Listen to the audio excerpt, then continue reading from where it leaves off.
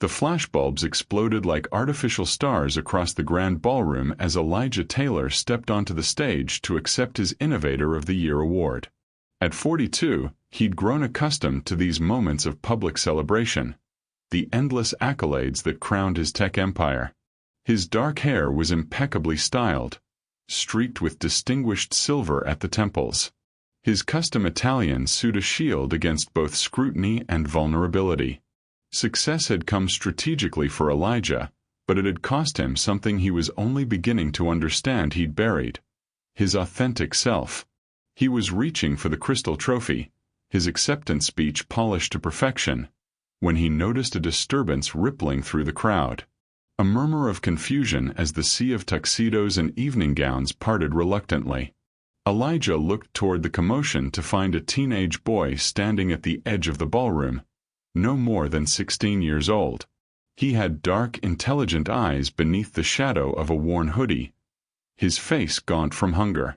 He wore a threadbare jacket that had seen countless winters, patches crudely sewn at the elbows, and sneakers held together with duct tape. A tattered backpack hung from his thin shoulders, and his gaze was fixed on Elijah with an intensity that made the CEO's practiced smile falter. Security began moving toward the boy, but he was already weaving through the crowd with surprising agility. "Can I help you?" Elijah asked as the boy approached, his voice carrying the practiced patience of someone accustomed to unwanted interruptions. The marble floor gleamed beneath his polished shoes, the champagne bubbles catching the light from 1,000 crystal chandeliers, but suddenly none of it felt solid. The boy stopped just behind Elijah's shoulder, close enough that the CEO could smell the street on him. Concrete, exhaust, desperation. Then the teenager leaned in, his voice barely a whisper but sharp as a blade. "I found your secret." The words hit Elijah like a physical blow. "What are you talking about?" Elijah managed, his throat suddenly dry. "Who are you?" But the boy didn't answer. Instead, Eric Hunt reached into his jacket pocket and pulled out something small and square, pressing it into Elijah's palm with fingers calloused from survival.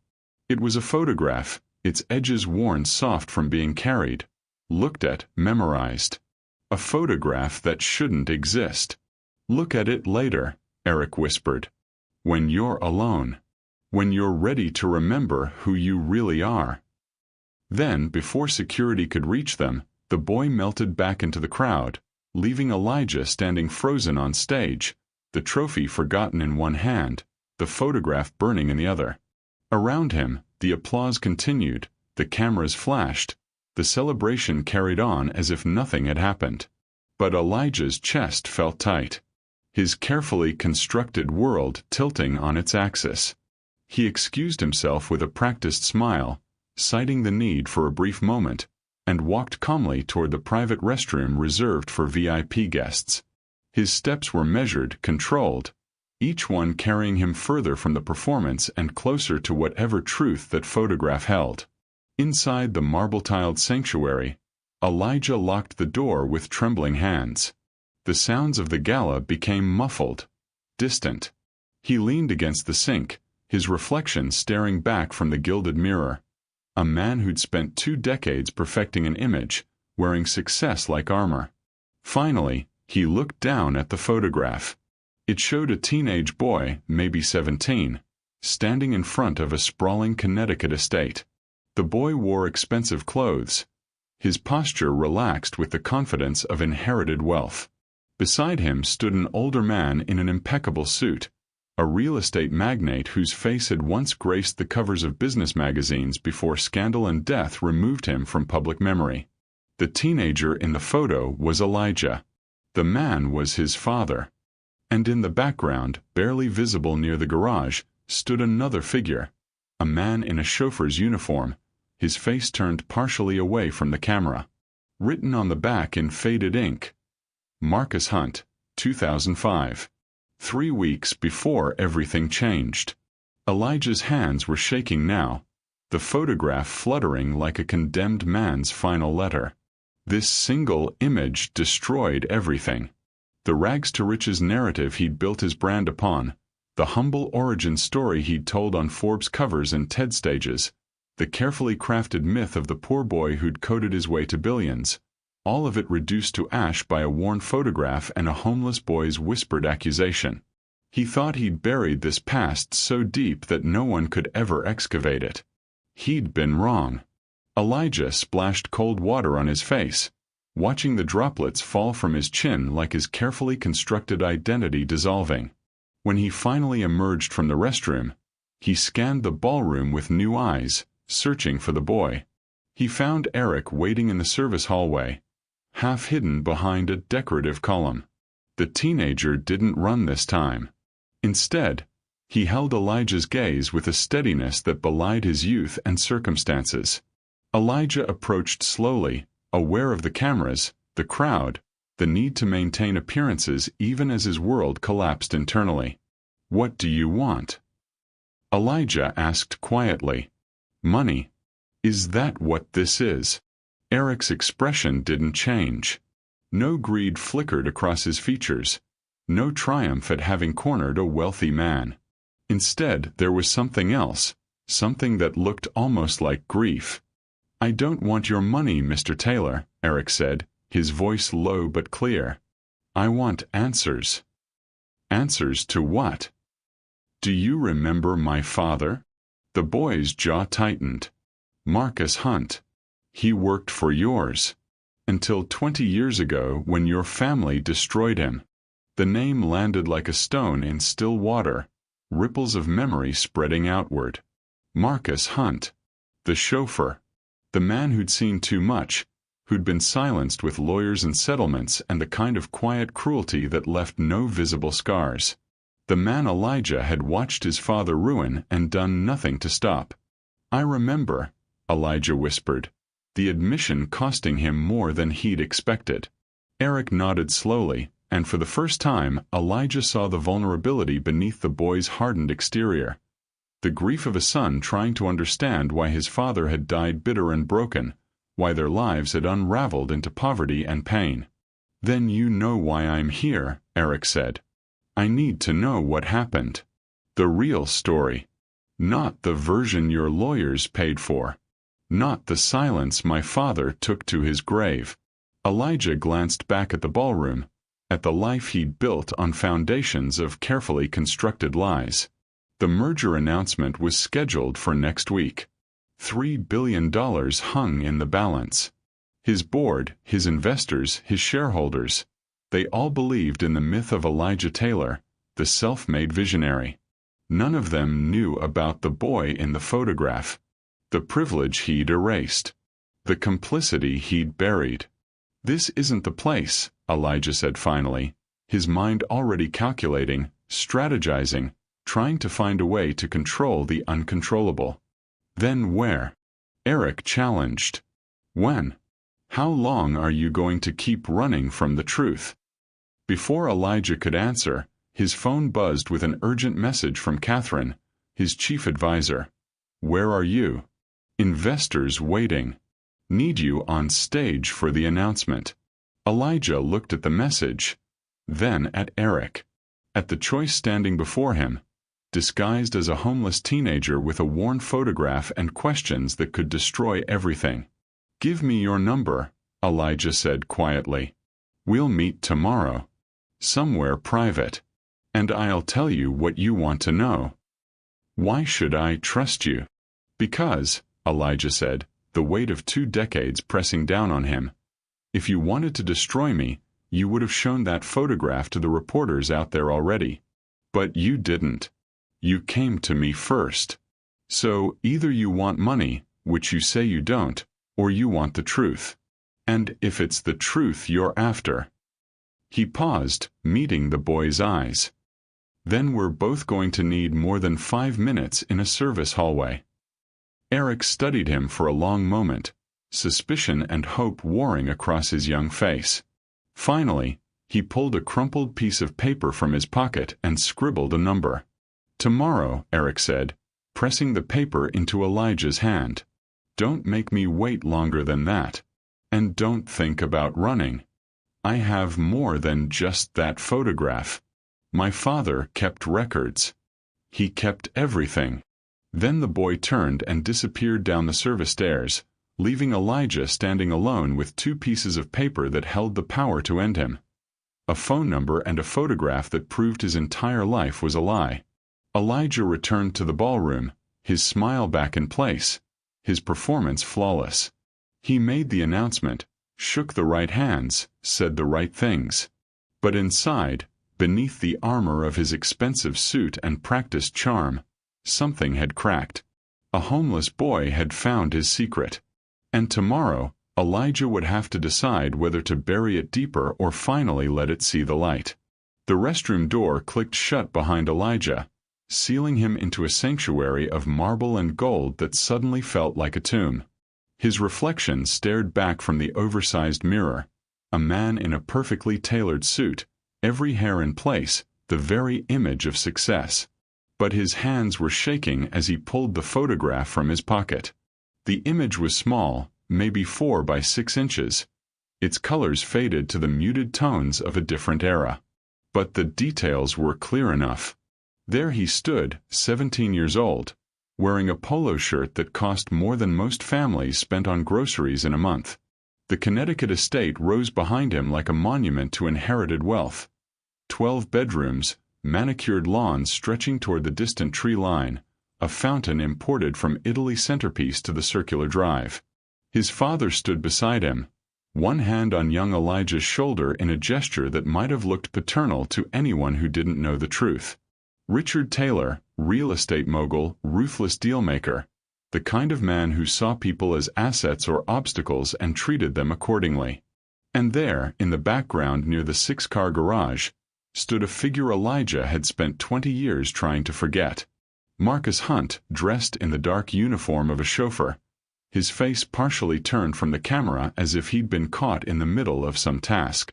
Even in the faded photograph, Elijah could see the man's posture, the slight stoop of shoulders carrying invisible weight, the careful distance he maintained from the family he served. Elijah's stomach twisted. This single photograph dismantled everything. Every interview where he'd spoken of growing up in a modest apartment, teaching himself to code on a second-hand computer. Every keynote where he'd positioned himself as proof that talent and determination could overcome poverty. Every article that described him as a self-made visionary who'd pulled himself up from nothing. All lies. Not exaggerations or creative interpretations. Outright fabrications built on the grave of who he'd actually been. He turned the photograph over. The handwriting on the back was neat, careful. Marcus Hunt, 2005. 3 weeks before everything changed. 3 weeks before his father had discovered Marcus witnessing something he shouldn't have. 3 weeks before the quiet dismissal, the settlement paid in exchange for silence, the non-disclosure agreement that had effectively ended the man's career. 3 weeks before teenage Elijah had watched it all happen and said nothing, done nothing, his cowardice masked as filial loyalty. The sounds of the gala filtered through the door. Laughter, clinking glasses, the string quartet playing something classical and forgettable. Out there, investors were waiting to hear about the merger. Board members were networking. Journalists were documenting his latest triumph. In here, Elijah was drowning in the past. He splashed cold water on his face, watching droplets fall into the pristine sink. The photograph sat on the marble counter like evidence at a crime scene. He could destroy it, claim the boy was lying, deploy his legal team to bury this before it ever saw daylight. He had resources, connections, the kind of power that could make problems disappear. But Eric had said he had more. Records. Everything. Elijah dried his face with a monogrammed towel, forcing his breathing to steady. 20 years of practice at controlling his expression, at performing confidence even when he felt none, served him now. He slipped the photograph back into his pocket and unlocked the door. Eric was waiting exactly where Elijah knew he would be, in the service hallway beyond the marble colonnade, half hidden in shadow. The boy didn't flinch when Elijah approached, didn't step back or prepare to run. He simply stood there with the patience of someone who had nothing left to lose. "What do you want?" Elijah kept his voice low, controlled. "Money." "I don't want your money, Mr. Taylor." Eric's voice carried none of the deference Elijah was accustomed to hearing. "I want answers." "Answers to what?" The boy's jaw tightened, and for a moment Elijah saw something in his eyes that looked like grief wearing anger as a mask. "Do you remember my father?" Eric asked. "Marcus Hunt. He worked for yours." The name hung between them like an accusation, like a ghost refusing to stay buried. And in that moment, standing in a service hallway while his empire celebrated just beyond the wall, Elijah realized that the past had finally caught up with him in the form of a homeless teenager with his father's eyes. Elijah didn't return to the gala. He made his excuses through Catherine, citing an urgent business matter that required his immediate attention, and left through the service exit. His driver pulled up within minutes, but Elijah barely registered the familiar leather interior or the city lights sliding past the tinted windows. His mind was already racing ahead, calculating angles, assessing threats, doing what he'd always done best, turning chaos into strategy. By the time he reached his penthouse, he'd made 3 calls. The first to his head of security, David Chen, pulling him from whatever late evening he'd been enjoying. The second to his private investigator, a woman who specialized in the kind of discreet inquiries that never made it into official reports. The third to his executive assistant, instructing her to pull every file from his father's estate that mentioned household staff from 2005. Sleep was impossible. Elijah stood in his living room, the floor-to-ceiling windows offering a view of the city that had once felt like proof of his conquest but now seemed like a glass cage. He loosened his tie, poured himself 2 fingers of bourbon he wouldn't drink, and waited for the information to arrive. David's initial report came through at 2 in the morning. Eric Hunt, 16 years old, no permanent address. Mother deceased 3 years ago from complications related to pneumonia and an inability to afford consistent medical care. Father deceased 6 years prior, cause of death listed as heart attack, but medical records suggested years of untreated hypertension and depression. The boy had been in and out of the foster system before aging into homelessness, surviving through a combination of shelter beds, subway stations, and the kind of street intelligence that kept kids alive in a city that preferred not to see them. No criminal record. Enrolled sporadically in public school. Grades inconsistent but test scores surprisingly high. Last known address was a youth shelter in Brooklyn that he'd left 4 months ago. Current location unknown, movements erratic, likely sleeping rough. Elijah stared at the report, at the school photo attached. Eric's face younger, less hardened, but already carrying the weight of loss in his eyes. This was the boy threatening to destroy him. Not some calculated blackmailer or corporate rival, but a homeless teenager trying to understand why his life had unraveled. The estate files arrived by courier at 4 in the morning. Elijah spread them across his dining table, sifting through employment records, tax documents, household accounts from a life he'd worked so hard to erase. And there it was, buried in a folder marked Terminated Personnel 2005, Marcus Hunt's file. Hired in 2002 as a driver and general household assistant. Exemplary performance reviews for 3 years. Then a sudden termination in November 2005, accompanied by a settlement agreement and non-disclosure contract. The severance was substantial enough to suggest it wasn't about job performance. The NDA was ironclad enough to confirm it was about silence. But it was the internal memo that made Elijah's hands still. A single page, his father's handwriting in the margins. Liability issue. Witnessed irregularities in property acquisition meetings. Severance contingent on permanent silence. Legal to ensure no future employment in relevant sectors. The memory came flooding back with the sharp clarity of shame. He'd been 17, home from boarding school for Thanksgiving break. He'd heard the raised voices from his father's study, had seen Marcus leaving the house that final time, his face carefully blank in the way people looked when they were trying not to break. Elijah had watched from his bedroom window as the man packed his few belongings from the chauffeur's quarters above the garage. He'd known something was wrong. Had known his father had done something cruel, something final. And he'd said nothing, done nothing, because speaking up would have meant confronting the man who controlled everything. His college fund, his future, his entire world. 3 weeks later, Elijah had left for college. By the time he graduated, he'd invented a new history, a new identity built on fabricated struggle instead of inherited privilege. He'd told himself the lie so many times it had become a kind of truth, the real past buried so deep he almost believed it had never existed. But Marcus Hunt had existed, had served, had witnessed, had been silenced, had apparently kept records, evidence, proof, and had died 6 years ago, leaving behind a son who'd inherited nothing except questions and a photograph that could destroy everything Elijah had built. As dawn broke over the city, Elijah stood at his window, still wearing yesterday's suit, surrounded by evidence of his father's cruelty and his own complicity. Somewhere out there, Eric Hunt was sleeping in a subway station or a doorway, carrying the weight of truths Elijah had spent 20 years running from. The investigation had given him information, but it had also given him something far more dangerous. The beginning of understanding that the boy wasn't his enemy. The boy was a mirror, reflecting back everything Elijah had tried to forget about who he'd been and what he'd allowed to happen. The soup kitchen occupied a converted warehouse in Red Hook, its windows fogged with steam from industrial-sized pots of something that smelled like vegetables and hope.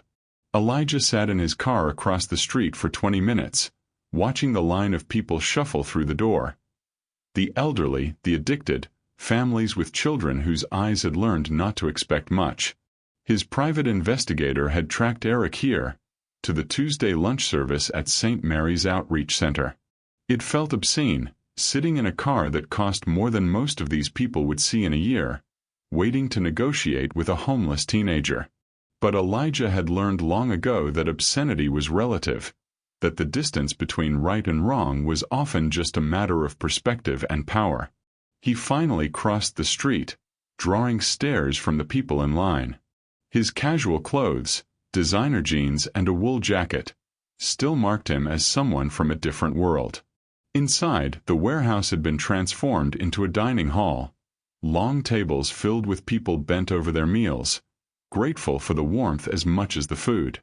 Eric sat alone at a corner table, methodically working through a bowl of soup and a piece of bread. He looked up when Elijah approached, no surprise registering on his face, as if he'd been expecting this, or perhaps as if nothing surprised him anymore. "Can we talk?" Elijah asked, standing awkwardly with his hands in his pockets. Eric gestured to the empty chair across from him. "It's a free country." Supposedly. Elijah sat, acutely aware of the volunteers watching, of the other diners pretending not to notice. He pulled an envelope from his jacket, set it on the table between them. "There's $50,000 in here. Cash. Enough to get you started somewhere new, somewhere far from here. All you have to do is give me everything you have, the photograph, the documents, whatever your father kept, and sign an agreement that you'll never speak about any of this." Eric looked at the envelope the way someone might look at a particularly unimpressive insect. He didn't touch it, didn't even lean forward for a closer look. Instead, he took another spoonful of soup, chewed his bread slowly, and when he finally spoke, his voice was quiet but edged with something that might have been contempt. "You think this is about money. Isn't it always? Not for everyone." Eric pushed the envelope back across the table. "I don't want your cash, Mr. Taylor. I want answers." "Answers to what?" "Your father worked for my family. He was let go. That's it. That's the whole story. That's a lie." Eric's eyes locked onto Elijah's with an intensity that made the CEO want to look away. My father was a good man. He worked hard, did everything right. Then one day he came home and everything changed. He couldn't find work, not anywhere in his field. Every door closed in his face. My mother had to take on extra shifts at the hospital just to keep us fed. And my father just broke. Piece by piece, year by year, I watched him disappear into someone angry and bitter and broken.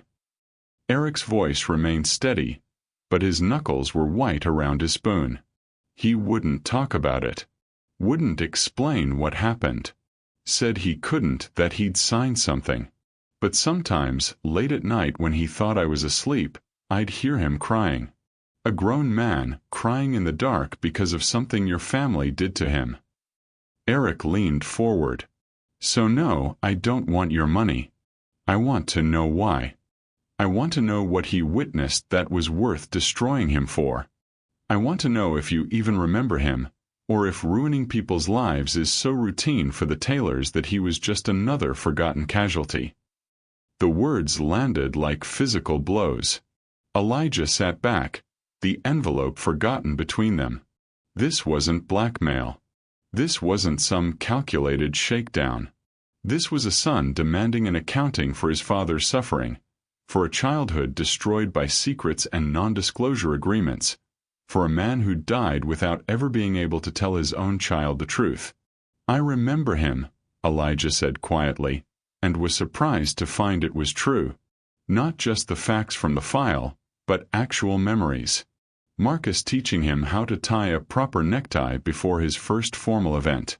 Marcus waiting patiently while teenage Elijah fumbled with his seatbelt, always kind, always patient.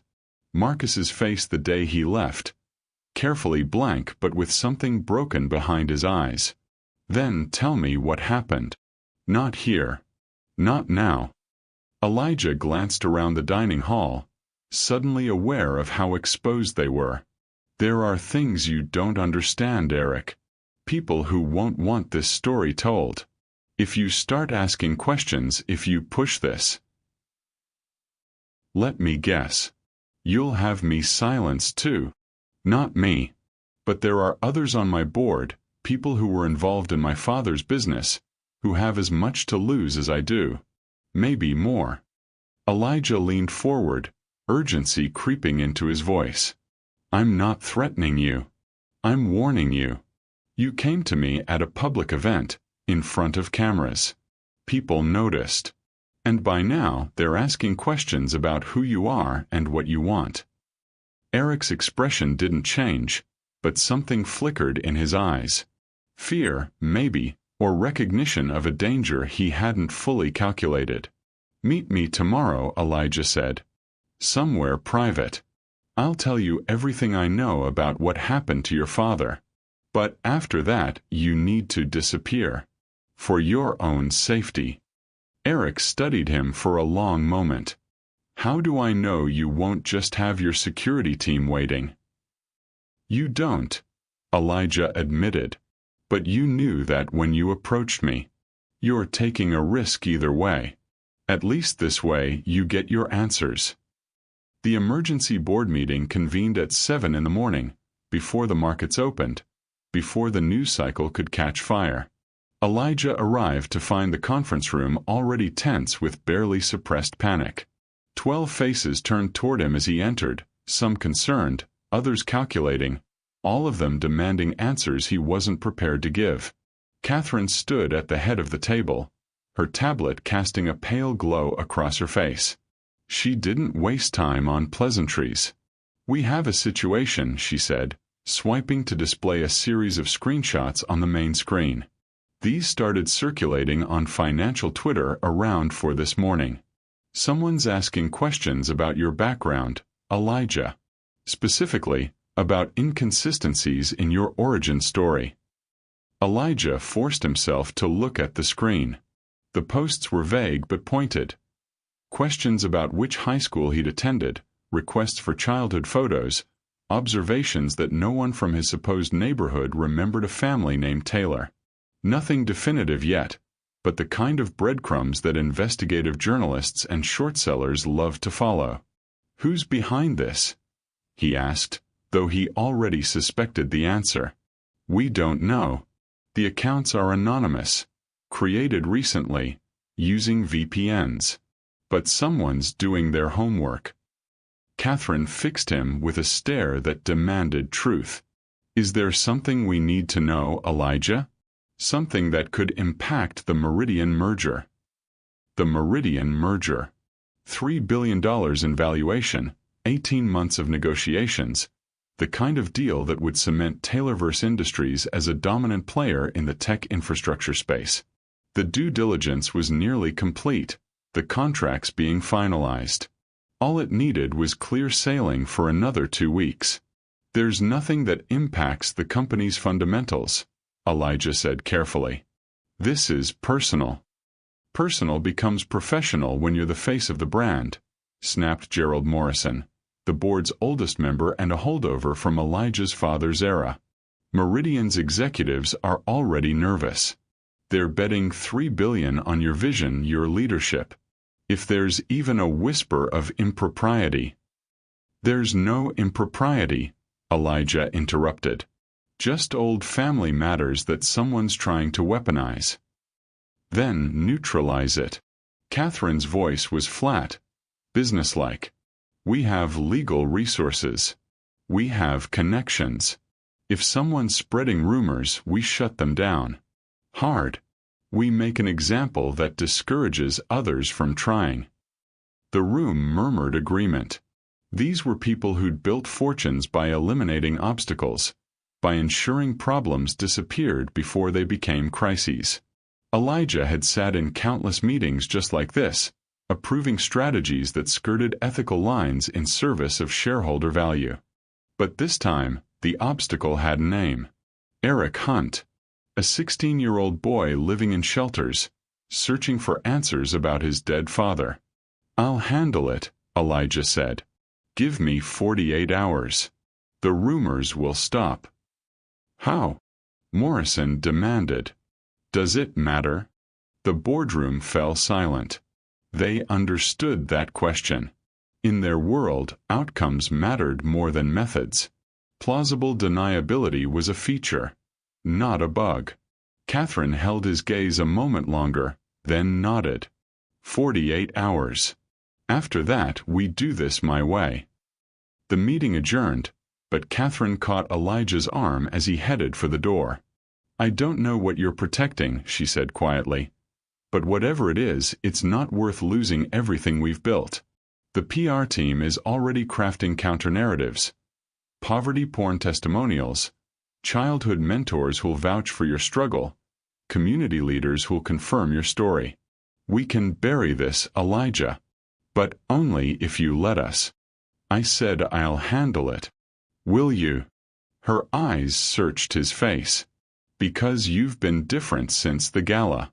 Distracted. And now these rumors appear right after some homeless kid approaches you in front of cameras. I'm not an idiot, Elijah. Connect the dots for me." "There's nothing to connect. I'll take care of it." He left before she could press further, but her words followed him to his office, to his car, to the sleepless afternoon he spent staring at financial projections that no longer seemed to matter. His phone buzzed at 8 that evening. David Chen, his head of security. "We have a problem. Someone hit the youth shelter in Brooklyn tonight. Tossed the place, went through lockers. The staff think it was a robbery, but nothing valuable was taken. Just papers, personal items from one of the kids staying there." Elijah's blood ran cold. "Which kid?" "The Hunt boy. The one you had me research." "Where is he now?" "Unknown. He wasn't there when it happened." "But boss, this wasn't random. Whoever did this knew exactly what they were looking for." Elijah ended the call, his hands shaking. He hadn't ordered this. Hadn't authorized any action beyond surveillance. But Catherine had resources of her own, connections to people who specialized in making problems disappear. And Morrison had been in business with Elijah's father, had probably learned problem-solving from the same ruthless playbook. The board was moving without him. And Eric, somewhere out there in the city, was now in danger from people who didn't care that he was just a kid looking for answers about his father. Elijah grabbed his coat. He'd given Eric his private number after their conversation at the soup kitchen, had told the boy to call if he needed anything. But Eric hadn't called.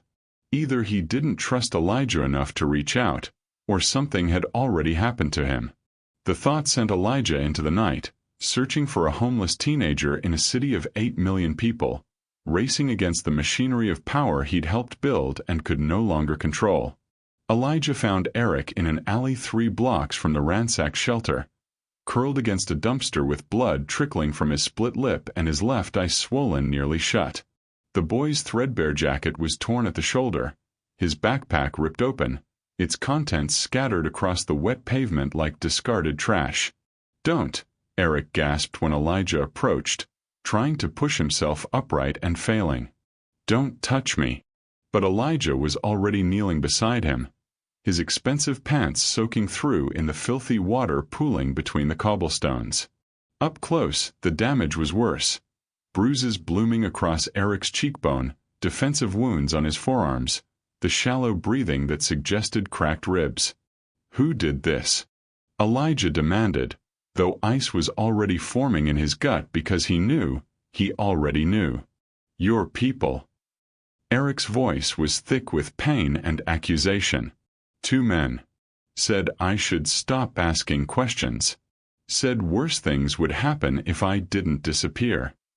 I didn't order this. I swear to you I didn't. Doesn't matter. Eric coughed, wincing.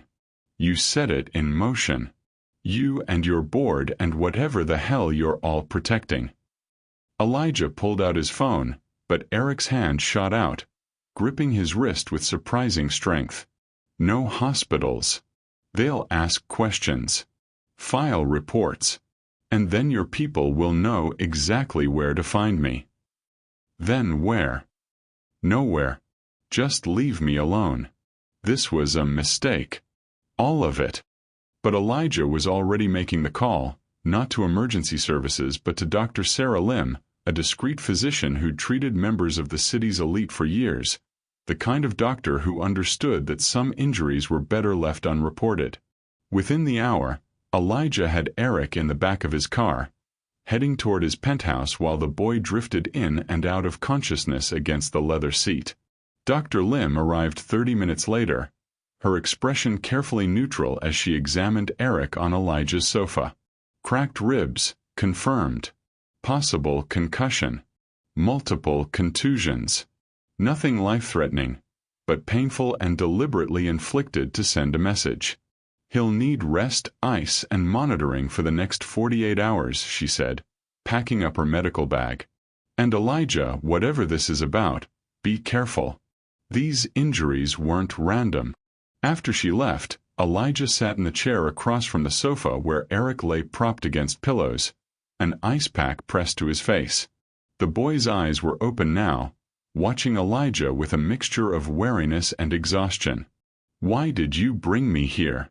Eric asked. "Because this is my fault." Finally, something we agree on. Elijah deserved that. Deserved worse, probably. He stood, poured himself a bourbon he actually drank this time, and when he turned back, Eric was still watching him, waiting. "You want the truth about your father," Elijah said. "About what happened 20 years ago. About why his life fell apart. That's why I came to you. Then you should know the truth about me first. About where I actually came from." Elijah took a long swallow, the bourbon burning. "Everything you've read about me, everything I've said in interviews, every rags to riches story, it's a lie. All of it." Eric said nothing, just waited. "My father was Richard Taylor. Real estate developer, dealmaker, the kind of man who saw every interaction as a transaction and every person as either useful or expendable. I grew up in a 12-bedroom estate in Connecticut. Private schools, trust funds, every advantage money could buy. I never struggled for anything in my life until I chose to pretend I had. Why? Because his fortune was built on exploitation. Predatory loans, illegal zoning manipulations, bribes to city officials, strong-arm tactics against anyone who stood in his way. I knew it even then, even as a teenager. Knew it and said nothing because I was comfortable, because speaking up would have meant losing everything. Elijah set down his glass, his hands steadier now that the confession had begun. Your father was our chauffeur, but he was more than that. He ran errands, sat in on meetings, drove my father to properties and deals. And one day, he witnessed something he shouldn't have. My father threatening a city councilman who wouldn't approve a variance. Money changed hands. Threats were made. Your father heard all of it. Eric's jaw tightened, but he didn't interrupt. My father couldn't risk him talking. So he offered Marcus a choice. Take a substantial settlement and sign an NDA that would ensure his silence, or face legal destruction. The settlement came with conditions. Marcus could never work in any capacity where he might encounter people from that world again. My father made calls, blacklisted him from every company that mattered. He took your father's integrity and weaponized it against him. And you did nothing, Eric said quietly. I was 17. I told myself I was just a kid, that it wasn't my responsibility, that I couldn't stand up to my father even if I wanted to. Elijah met Eric's eyes. But the truth is, I was a coward. I watched your father leave, watched him broken, and I said nothing. Then I went to college, invented a new history, and spent the next 20 years running from who I really was. The silence stretched between them, heavy with decades of buried shame. He died thinking he'd failed, Eric finally said, his voice cracking. Died believing he was weak for taking that money, for signing those papers. He never knew it was rigged from the start. I'm sorry, Elijah whispered, for what my father did, for what I didn't do, for all of it. Eric turned away, staring at the floor-to-ceiling windows and the city lights beyond. When he spoke again, his voice was small, younger than 16. Is that why they beat me? Because I'm getting too close to the truth. Yes. And it's why you're staying here until I figure out how to keep you safe. Eric spent 3 days on Elijah's sofa, moving cautiously between ice packs and pain medication while his ribs healed. The penthouse became an unlikely sanctuary, 20 floors above the city, insulated by money and security systems, but also strangely intimate. 2 people from opposite worlds, circling each other like fighters trying to decide whether to trade blows or lower their guards. On the second day, while Elijah worked at his home office, Eric finally spoke up from across the room. I lied to you, the boy said. At the soup kitchen. When I said I just wanted answers. Elijah looked up from his laptop. What do you mean? Eric reached into the inner pocket of his jacket, the one piece of clothing he'd refused to let Dr. Lim cut away, and pulled out a flash drive. Small, black, unremarkable except for the strip of masking tape labeled in faded marker. Insurance. My father kept copies. Of everything. Documents, recordings, photographs. He told my mom once that if anything ever happened to him, this was our protection. Eric turned the drive over in his fingers. She kept it hidden after he died.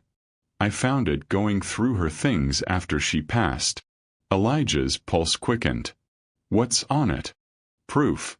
Not just of what happened to my father, but everything he witnessed working for yours. Financial records showing money laundering through property deals. Recordings of meetings where bribes were discussed. Emails between your father and current members of your board, Gerald Morrison, Thomas Chen, others, coordinating illegal activities. The air in the penthouse seemed to compress. Those names weren't just board members. They were power brokers, men with connections that stretched into city government, federal agencies, investment banks. Men who'd spent decades burying their involvement in Richard Taylor's crimes. If this gets out, Elijah started. It destroys them, Eric finished. And probably you too, since you're the public face of everything they've built on those foundations. So why tell me? Why not just release it? Eric met his eyes. Because those men who beat me, they weren't trying to scare me away from you. They were trying to find this. He held up the flash drive. And when I wouldn't tell them where it was, they tore apart the shelter looking for it. Which means someone on your board knows what my father had, knows I have it now, and won't stop until it's destroyed. The implications settled over Elijah like concrete. We're both targets. Yeah. Except you've got money and lawyers and security. I've got a flash drive and a lot of anger. And nowhere to go, Elijah added quietly. If you disappear, they'll find you. If you stay visible, they'll come after you again. You're trapped. So are you. Your whole empire is built on a lie that I can expose. Your board is pressuring you to silence me. And the merger you need to survive depends on nobody discovering the truth about where you really came from. Eric's laugh was bitter. We're both screwed, just in different tax brackets. But over the following days, something unexpected emerged from their shared predicament. Elijah found himself explaining the business to Eric, not as a way to intimidate or impress, but genuinely teaching. How tech infrastructure worked, how companies scaled, how innovation could actually solve problems instead of just extracting wealth. Eric absorbed it all with the sharp intelligence of someone who'd learned to survive by understanding systems and finding their weaknesses. In return, Eric asked questions that Elijah had spent 20 years avoiding. What had teenage Elijah wanted before he'd become this person? What had made him happy before success became the only metric that mattered? Who would he have been if he'd had the courage to tell the truth from the start?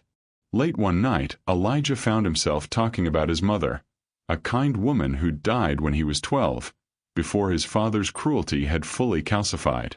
He'd loved classical music, Elijah remembered. Had dragged him to concerts at Lincoln Center, tried to teach him that wealth was a responsibility, not a right.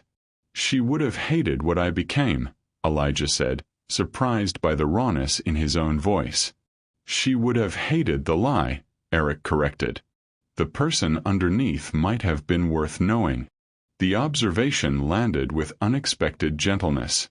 For the first time in decades, Elijah felt seen, not as the CEO, not as the success story, but as the scared 17-year-old who'd made the wrong choice and spent his adult life running from it. But the outside world wouldn't wait for their unlikely alliance to fully form. Catherine called daily, her messages growing more urgent. The board was demanding action. Rumors were still circulating online, getting more specific, more dangerous. Meridian's executives were asking questions. The merger timeline was compressing. You need to end this, Elijah, Catherine said during one particularly tense call. Whatever arrangement you've made, whatever you're protecting, it's not worth $3 billion and the company's future. Handle it or I will. After he hung up, Elijah found Eric watching him from the sofa. They're going to force your hand, the boy said. I know. So what are you going to do? Sign me to an NDA like they did my father? Pay me off and hope I disappear? Elijah thought about it, really thought about it.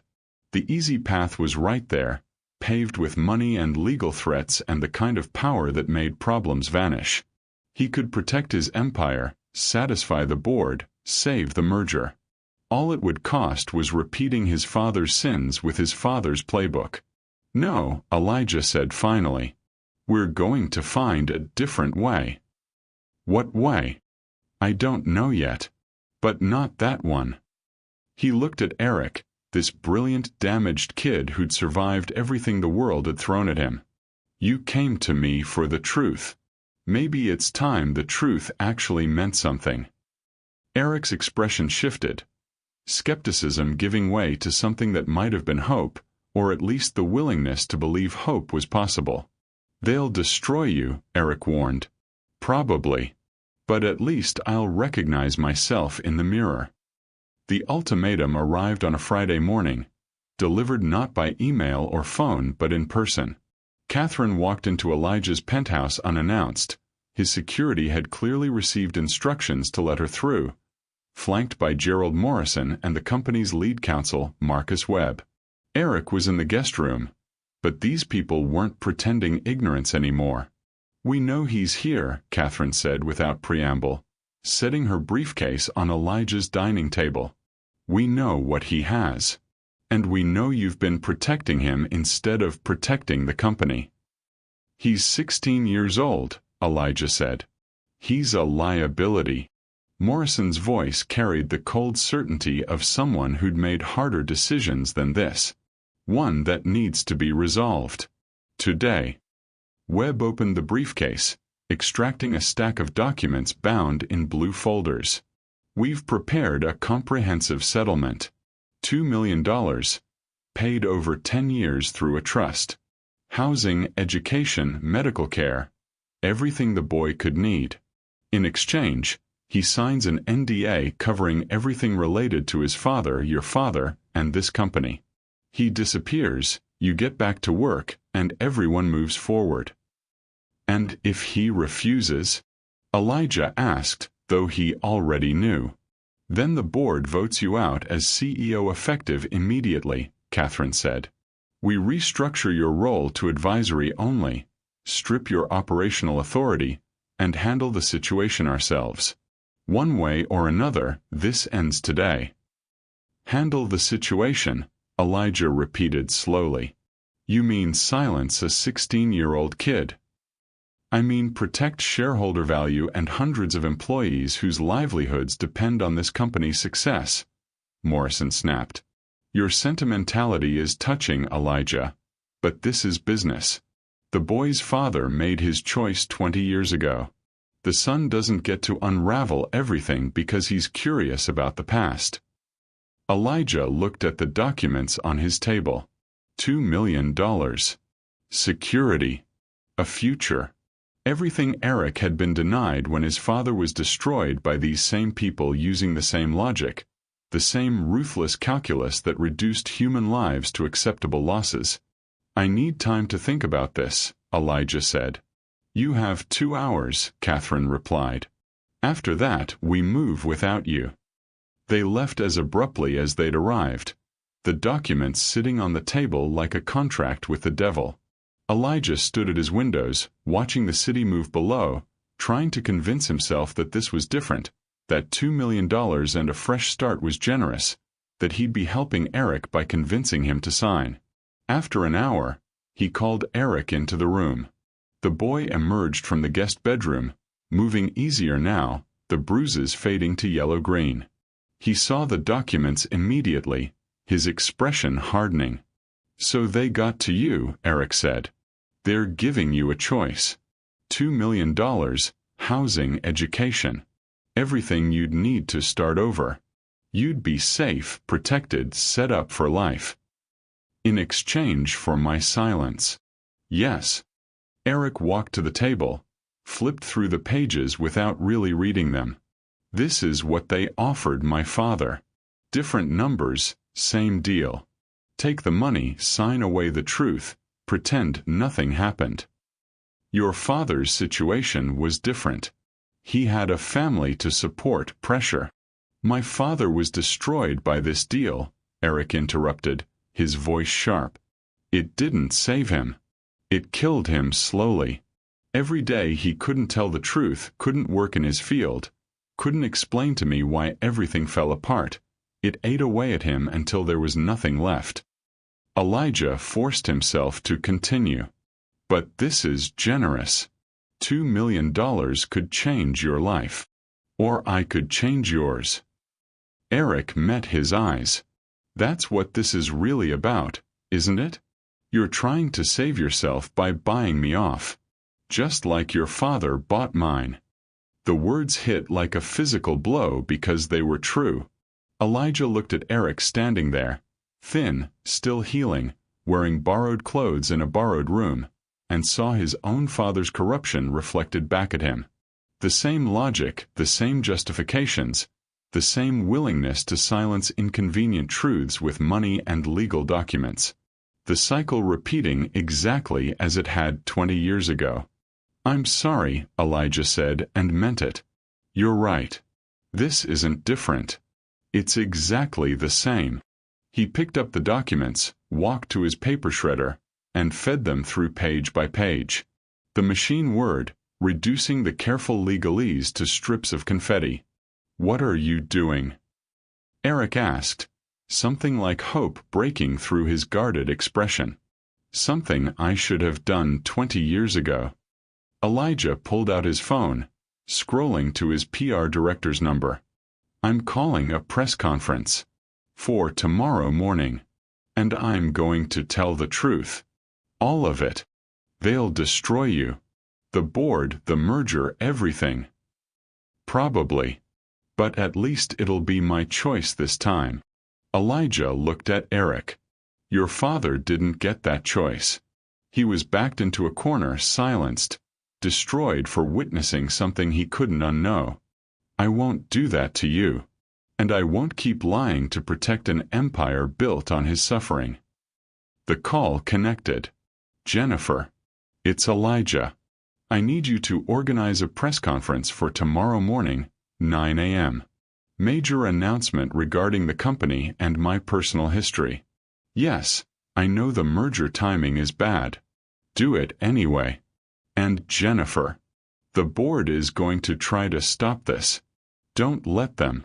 He hung up before she could ask more questions. His phone immediately started buzzing. Catherine, Morrison, other board members who'd been alerted the moment he made that call.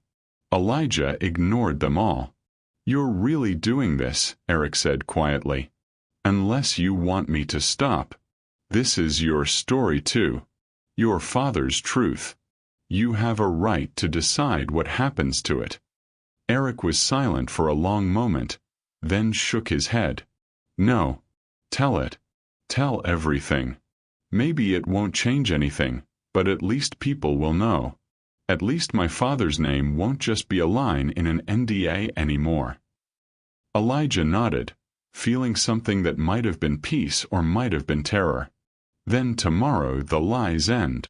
Outside, the city glittered in the late afternoon sun, indifferent to the choice that had just been made.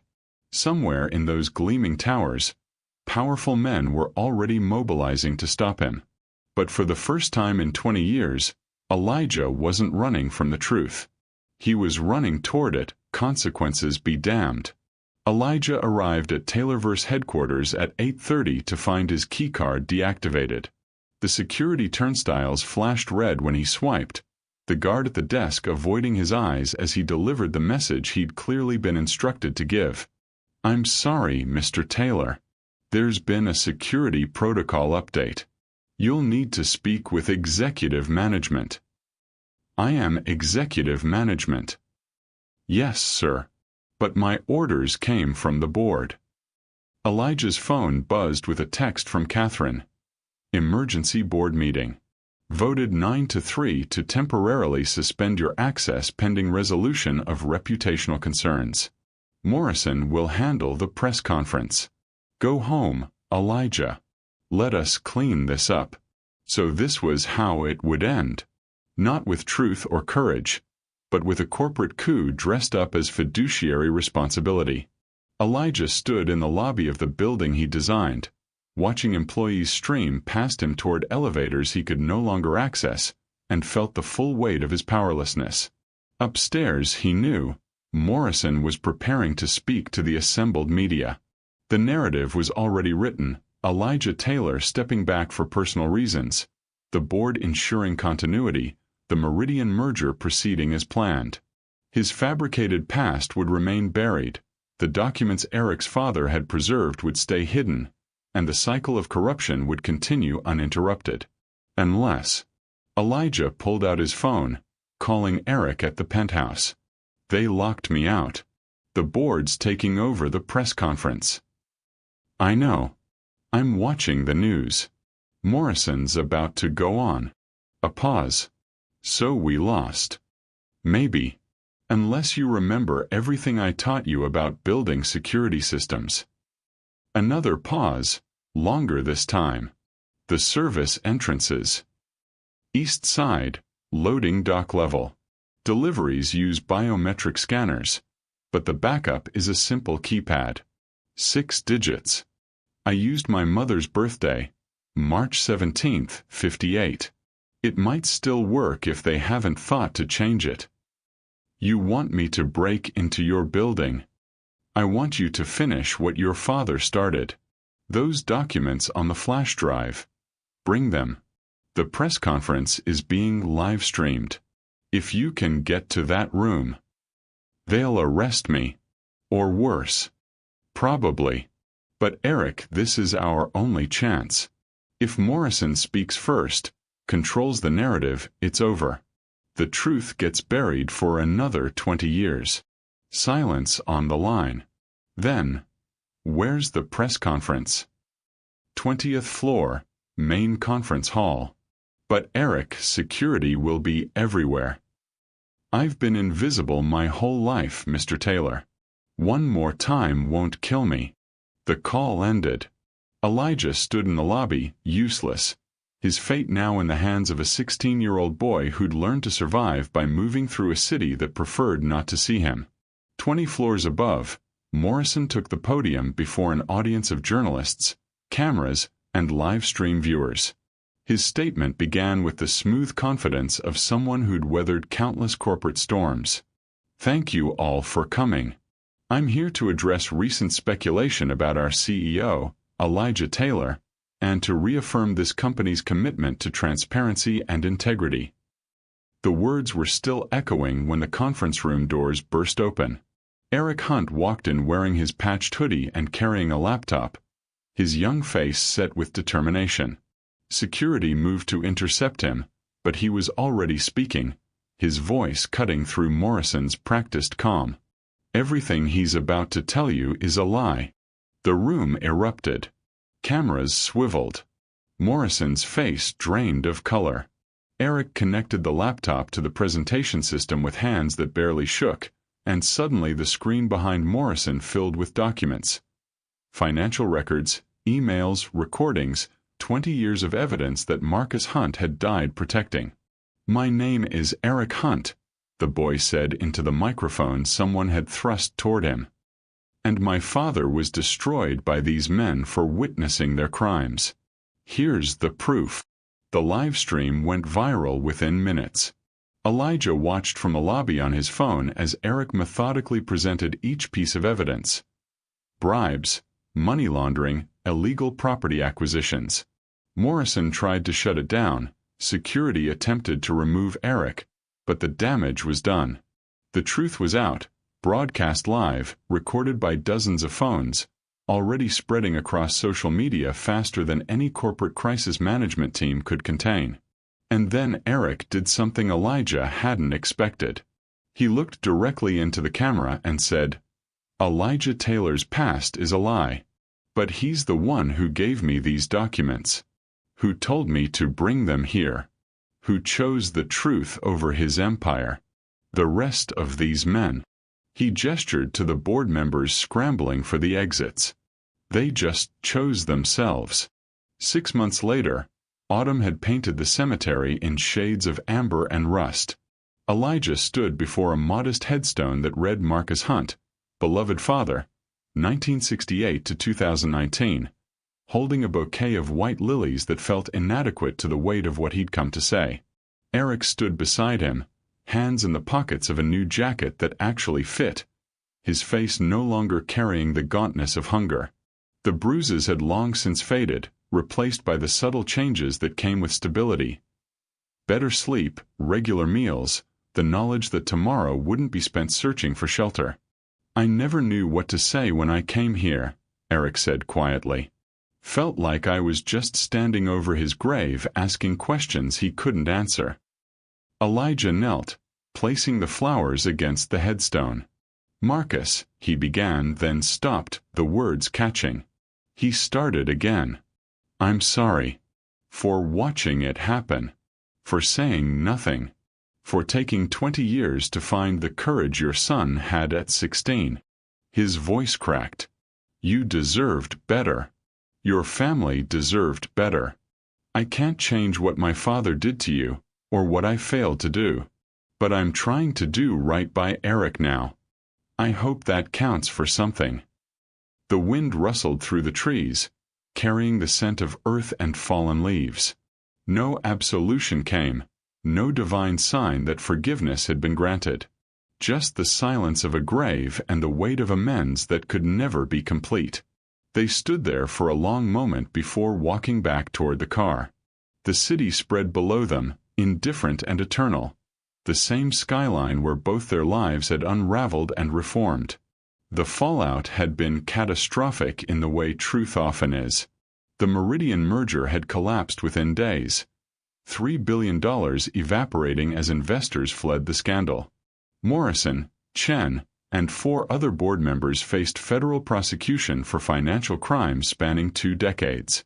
Taylorverse Industries had restructured under new leadership. A woman named Patricia Chen who'd built her reputation on ethical tech development. Elijah had stepped down as CEO, retaining only a technical advisory role and a single board seat. His voting power reduced to near irrelevance. His public image had been shredded. The Forbes covers disappeared, speaking invitations dried up, and op-eds dissected his fabricated past with the gleeful cruelty the internet reserved for fallen heroes. But beneath the rubble, something unexpected had emerged, a different narrative, one about redemption through honesty, about choosing principle over profit, about a man who destroyed his own empire rather than perpetuate his father's sins. It didn't make him a hero, but it made him human again. Eric had been legally emancipated. The process expedited by lawyers Elijah had hired and testimony about his circumstances. He now lived in a modest apartment in Brooklyn. Paid for by Elijah, a fact they both pretended not to discuss, and attended a specialized school for gifted students where his intelligence was finally recognized and cultivated. Weekend evenings, he came to Elijah's downsized apartment to work on code, discuss business ethics, and occasionally just sit in comfortable silence. The mentorship had evolved into something neither of them had expected. Not quite father and son, but not simply guardian and ward either. Something earned through shared trauma and mutual choosing. "Do you regret it?" Eric asked as they reached the parking lot. "Telling the truth. Losing everything." Elijah considered the question, really considered it. His penthouse was gone, sold to pay legal settlements. His reputation was permanently scarred. The company he'd built had been restructured beyond his control. By every metric that had once mattered to him, he'd lost. But when he looked at Eric, brilliant, resilient, finally safe and seen, something else came into focus. He thought about mornings without the weight of lies, conversations without calculation, the strange peace that came from recognizing his own reflection again. "I regret the lie," Elijah said finally. "The 20 years I spent running from who I was, the person I became by choosing comfort over courage. But ending it." He shook his head. "No, I don't regret that." Eric's hand briefly clasped his shoulder, the gesture carrying more weight than words. They climbed into the car, the cemetery receding behind them as they drove toward the city where both their futures waited. Uncertain, diminished by some measures, but finally built on foundations of truth instead of carefully constructed fiction. True legacy, Elijah had learned, wasn't measured in market capitalization or Forbes rankings. It wasn't counted in skyscrapers or keynote speeches or the zeros in a bank account. It was measured in moments like this: a homeless boy given a chance, a corrupt system exposed, a choice made for principle when profit would have been easier. It was measured in lives changed by courage, in truth chosen over pretense, in the quiet dignity of finally becoming the person you should have been all along. As they merged into traffic, the autumn sun breaking through clouds, Elijah felt something he hadn't experienced in 2 decades. The simple, unadorned rightness of living honestly. It wasn't comfortable. It wasn't profitable. But it was real. And after 20 years of performance, real was enough. Thank you for watching this amazing video till the end. Please subscribe to this channel for more thrilling and intriguing story like this. Thanks.